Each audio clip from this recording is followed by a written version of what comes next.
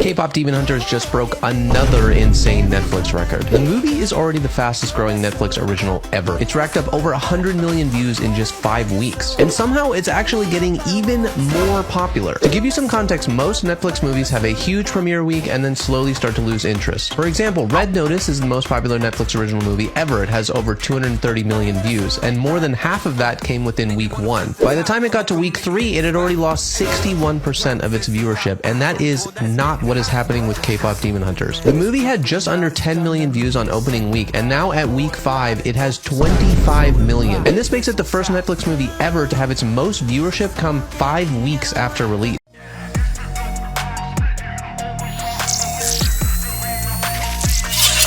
What's up, everybody? Derek Anderson, the DA. All right, everybody, look, I told you guys Hollywood was going to learn the wrong lessons when it came to the success of K-Pop Demon Hunters, and it's starting already. This article, which is on a Korean website, Cineplay, an entertainment magazine from Korea, says BTS agency signs historic deal with Hollywood giant studio, declares innovation in K-pop film. Hybe Paramount, the first major Hollywood film fully produced in Korea, promises to be a global sensation. Yeah, they're learning the wrong lessons. I said this from the get-go. I said Hollywood's going to do what Hollywood always does. They're a copycat league. They're just going to copy off of the other guys that are successful without really understanding why they were successful in the first place. Hollywood is so backwards, man. This is like, I don't understand it. Hollywood used to do the same very things that anime and the K-pop sensations and all of that. Hollywood used to do this. They used to give us original content. They used to do new and innovative and interesting things with film straight from Hollywood. They didn't have to copy off of somebody else's homework. They could just simply go out and do what they do. And here they are making the exact same mistakes. Like, it's so funny, man. There's such a copycat league, and there's so little creative talent over there now. It amazes me, man. I knew this was going to happen, all right? Because, look, we've been seeing it, all right? Hollywood's been adapting anime. Yeah, like they adapted Dragon Ball, all right? Dragon Ball Evolution, which was an absolute travesty, an absolute abomination of the original anime. You know, that's Hollywood. Yeah, then they came out and tried to give us Death Note, which in my opinion is the worst because of how great Death Note is. The anime Death Note, man, if you've ever watched that anime and you're curious how the live action, don't do it. Don't do it. Don't do it. Don't even come close to Death Note. Just pretend that it doesn't even exist. And if you're searching for it on Netflix and you see this too, make sure you pick the right one. You do not want to go down here, all right? You do not want to mess with the live-action Death Note. And then Cowboy Bebop, right? Another dumpster fire. Another damn dumpster fire. Forget the fact that this chick over here was a loudmouth talking shit to the fans. It was just a dumpster fire. They talking about, oh, lessons learned and unfilled potential. There was no lessons learned. The lesson learned would be, hey, let's make something original. You know, even if it was like, okay, we're going to take the spirit of Cowboy Bebop, you know, and do something else. But we're not going to try to remake it because a lot of this stuff you just can't remake. Yeah, One Piece was the one thing that you could say actually worked. They did a decent enough adaptation of One Piece. And yeah, most people are rocking with it. But it's the rare exception, all right? It's the rare exception. Most of the time, it's Hollywood ruined my favorite anime movie with a live-action adaptation that completely missed the point of the original. That's generally what happens when it comes to these adaptations. And that's what's going to happen. They're going to learn the wrong lessons from K-pop. Now, the good news about it, this one, they're going straight to Korea, and it's going to be made in Korea by the same people that handle K-pop on a regular basis. So this one's probably going to be okay. But best believe that they're going to try to adapt K-Pop Demon Hunters at some point in time. They're going to have Americans jumping in and taking over where Americans should probably just be sitting back and listening. They say, all right, man, we're just here to listen and learn because you guys have tapped into something that apparently we can't. You know, like they're saying this film is going to be in early 2027. They're starring the young girl, Yoo Ji-young, who gained attention for her voice acting in K-Pop Demon Hunters. So she's going to be one of the stars, along with Eric Nam. He's also going to star. And it's going to be filmed in Korea, entirely in Korea, from mid-September, with the entire production process taking place in Korea. This is interpreted as a strategic move by Hollywood to respond to the rapid growth of the Asian entertainment market. See, here's the problem. This is what they're doing as strategy to try to respond to, oh, wow, Asian entertainment is growing. We see what's going on with Neza 2 in China. Obviously, anime is taking off over there in Japan. You had Solo Leveling, all right, with Korea. Squid Game in Korea as well. K-pop Demon Hunters. Yeah, let's tap into this. But instead of trying to understand why is the Asian entertainment market growing like it is, they just want to copy off of it or just adopt it. Hey, let's just bring it over here.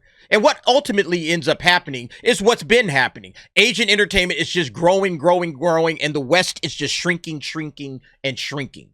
It's like, okay, superhero movies, and then what? And once those get out of fashion, then what? What do y'all got left? You don't have anything. You're going to go to anime. You're going to go to video games. You're going to do a lot of video game adaptations. Yeah, Hollywood, they're so creatively bankrupt. Like, this headline speaks volumes to that, okay? Netflix says that 50% of global users now watch anime, reveals an expanded slate. And this was at Anime Expo a couple of weeks back. Netflix revealed that its anime viewership has tripled over the past 5 years, while sharing new looks at Sakamoto Days, Cyberpunk Edge Runners, and My Melody and Kuromi, and other anticipated titles. Like, more people are rocking with anime now. Because anime is relatable to Gen Z. I've been saying this for a while as well. Gen Z rocks with anime because they relate to it. All right. It's something that's made specifically for their generation. It's not a reboot or a remake of stuff that came out in my generation. All right. Stuff from the 80s and the 90s. No, it's like we're in the 2020s now. You got to give the younger generation stuff that speaks directly to them. People are tired of hand-me-downs. They don't want to wear their brother's old clothes. Give me my own clothes. I don't want to eat leftovers from last night. Make me a brand new, freshly made meal that was made just for me, okay? Nothing wrong with some leftovers every once in a while, because that's kind of what we're getting with the superhero stuff. But give me my own things, and it's relatable, and that's the reason why K-pop Demon Hunters took off. It's relatability. I've been obsessed with this song literally like all day. I've been playing it like, no more hiding, now be shining like I'm born to be.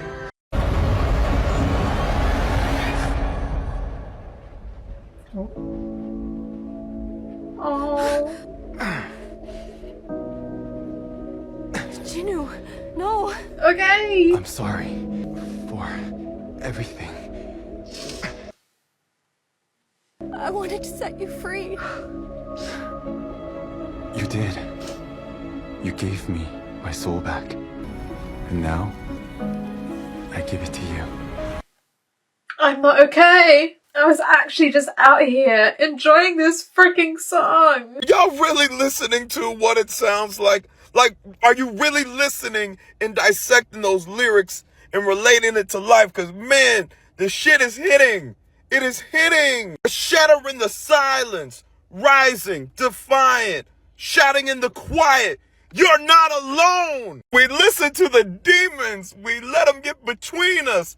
But none of us are out here on our own. So we were cowards. So we were liars. So we're not heroes. We're still survivors. The dreamers, the fighters, no lying, I'm tired, but dive in the fire and I'll be right there by your side.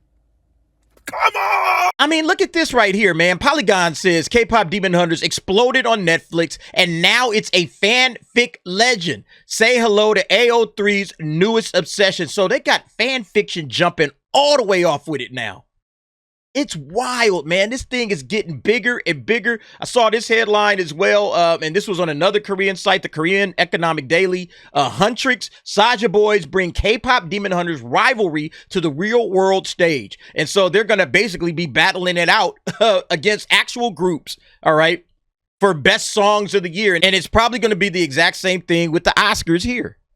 And it's going to be interesting because there's people that legitimately want to see these groups in real life. I mean, you think about like a concert, like a K-pop Demon Hunters concert with Huntrix and Saja Boys. If you start thinking about that and how well that would do, these are the biggest songs on the planet right now. Everybody's listening to them, but there's no way to like go and see these animated people in concert unless they somehow say, hey, all right, you know, we need to cast these animated roles, you know, kind of like a live action adaptation. But we got to go get some singers. I guarantee you this is coming. This is coming. They're going to do a live action movie. They're going to do a live action adaptation. And they're going to send these singers from Huntrix and the singers from the Saja Boys. They're going to send them on a world tour And they're going to be popping up all over the world, and it's going to be a global sensation. I don't know if that's being talked about, but I guarantee you it's being talked about at some point in time. That's going to be wild, y'all. It's like we're taking animated like people, and we need you to be, what's her name? I know this is Zoe. I'm struggling to remember their names. I've only seen the movie once, and I'll probably never watch it again. But I mean, it's going to be crazy, right? And look, Hollywood, they're completely behind the 8 ball. They have no idea how to respond to this other than, oh, I know what we'll do. Oh, we'll just go and make some, Korean stuff over there, and we'll try to capitalize that, put that in our pocket and make some money off of it. And again, I don't necessarily think there's anything wrong with this, but it's like, what happened to doing your own creative stuff? Back in my day, all right, sound like an old dude, but back in my day, we had Ghostbusters, all right? We had Gremlins. We had Back to the Future. We had original content. We had original movies. And Hollywood could easily do that. They could just say, hey, dust off some of those scripts that we got sitting in the archives and let's make some original shit. But they're too caught up in making money. And so what they do is they wait to see, okay, K-pop and anime is taking off. Okay. Yeah, let's go ahead and jump into that. Let's do that. But look, let me end it with this, all right? Because, and you guys have heard me talk about this. Jenna Ortega and Tim Burton reveal why Hollywood is failing to win over Gen Z audiences. Why do you think that is? I give you one guess and you only need one. And this is Jenna Ortega's quote. The emphasis on integrating Gen Z slang and behavior in films is so forced that it turns people off. I think studios are trying way too hard. Just give the new guy a chance. Give the original script a chance. Allow people to be creative and maybe step back a little bit. With Gen Z, it's hard to grab their attention. You can't show them stuff that they've already seen. I've been saying this for the last 3 years. Remakes, reboots, sequels, prequels, spinoffs, blah, blah, blah, blah, blah, blah, blah, blah, blah. Here's Jenna Ortega saying the exact same goddamn thing, man. You can't show them stuff that they've already seen. You can't put them in their older brother's clothes, giving them the hand-me-downs and think that's going to work. It's not going to work, okay? You got to start doing this. You start to give the original script a chance. You got to allow people to be creative. I'm telling you, man, if you are creative, if you are out there creating something right now, you are in the driver's seat, in my opinion. You are absolutely in the driver's seat. The tools are coming. AI is here. It's going to allow people to do things a little differently. I'm not saying that, you use AI to make a whole movie, but it's going to allow you to keep pace with Hollywood and actually do some shit. I might actually do a separate video on this particular article because it's fascinating, but I've been saying this forever. This is the problem with Hollywood. This is what K-pop Demon Hunters is doing, all right? This is why K-pop Demon Hunters is making Netflix history, breaking an unlikely record 5 weeks after its release. Basically, it just keeps going up and up and up and up, all right? I put that video earlier. You guys saw it. It's doing something that other things aren't doing on Netflix. It usually starts off high and then it drops. But this one is just growing and growing. It's going to continue to grow because Hollywood has nothing else to offer the audiences. Anyway, y'all let me know what y'all think, man. Again, I find all of this stuff fascinating, but this is where Hollywood is at. Hollywood thinks they know what's coming next. They don't, all right? They don't know how to respond. They're a response agency. All they do is respond, all right, afterwards. They don't forward think. They don't have any innovators over there, or if they do, those innovators are silenced. And audiences are done. It's like, all right, cool. I'll just go and watch K-pop Demon Hunters. I'll watch some more anime. I can wait. I don't have to go to the movies. I don't have to watch Disney stuff. I can go and watch this. Hollywood is learning all the wrong lessons, and they're going to continue to do so until they get some better people over there behind the studios, all right? Straight up. You guys let me know what y'all think about it. Go ahead. Jump down in the comments. Give me your thoughts and opinions on that. And thanks for watching. See you next time.